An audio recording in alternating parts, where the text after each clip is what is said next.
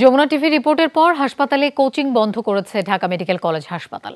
বহিরাগত কোনো চিকিৎসক হাসপাতালে রোগী পরীক্ষা করতে পারবে না বলে জানিয়েছেন প্রতিষ্ঠানটির পরিচালক। বিএমডিসির সাবেক সভাপতি অধ্যাপক ডাক্তার শহীদুল্লাহ বলেন, রোগী দেখেই চিকিৎসকরা শিখবেন, কিন্তু অনুমোদনহীন প্রক্রিয়া কোনোভাবেই সমর্থনযোগ্য নয়।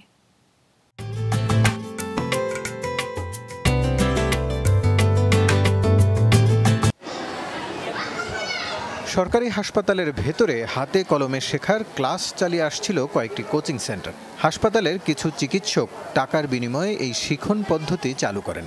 রোগীদের না জানিয়ে এমন কর্মকাণ্ডের বিষয়ে শুক্রবার রিপোর্ট প্রচার করে যমুনা টেলিভিশন। বিষয়টি আমলে নিয়ে কোচিং ক্লাস বন্ধের নির্দেশ দিয়েছেন ঢাকা মেডিকেল কলেজ হাসপাতাল পরিচালক। তিনি জানিয়েছেন, ভবিষ্যতেও যদি এ ধরনের কার্যক্রমে কেউ যুক্ত হন তবে তাদের বিরুদ্ধে শাস্তিমূলক ব্যবস্থা নেওয়া হবে।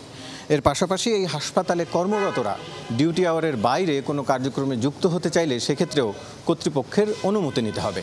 তবে এই হাসপাতালে ভর্তিকৃত পোস্ট গ্রাজুয়েশনের যেসব শিক্ষার্থী রয়েছেন তাদের যে শিখন পদ্ধতি সেটি আগের মতোই স্বাভাবিক নিয়মে চলবে। দেশে উচ্চতর ডিগ্রি নেওয়ার সুযোগ আছে BSMMU, BCPS, Dhaka medical college, Sylhet ও চট্টগ্রামে। এসব জায়গায় চিকিৎসকরা রোগীদের পর্যবেক্ষণ ও সিনিয়রদের অনুসরণের মাধ্যমে হাতে কলমে শিক্ষা নেন। প্রচলিত এই পদ্ধতি ব্যবহার করেই শেখানোর নামে কোচিং ব্যবসা চালু করেছিলেন কয়েকজন চিকিৎসক। আমাদের সময় তো কোনো কোচিং ছিল না, সিস্টেমিক ছিল না, এবং আমরা চিন্তাও করতে পারতাম না।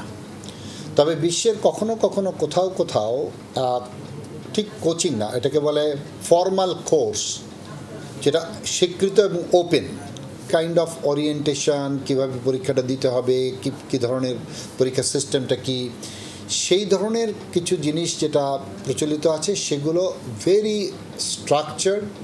বিএমডিসির সাবেক সভাপতি বলেন, কোচিং একটি শিখন প্রক্রিয়া হলেও আইনের বাইরে গিয়ে কিছু করার সুযোগ নেই।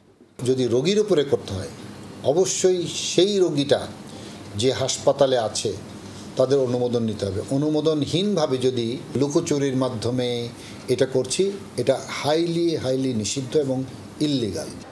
জ্যেষ্ঠ চিকিৎসকদের মতে, হাসপাতালে রোগীকে বিরক্ত করা বা গোপনীয়তার ঘাটতি হয় এমন কোনো কিছু করা অনৈতিক।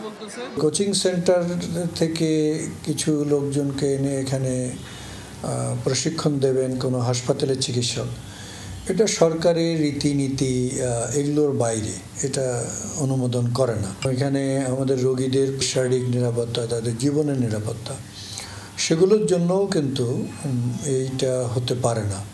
তদন্ত সাপেক্ষে অন্য হাসপাতাল কর্তৃপক্ষ অবৈধ কোচিং বন্ধে এগিয়ে আসবেন বলে আশা করেন তারা।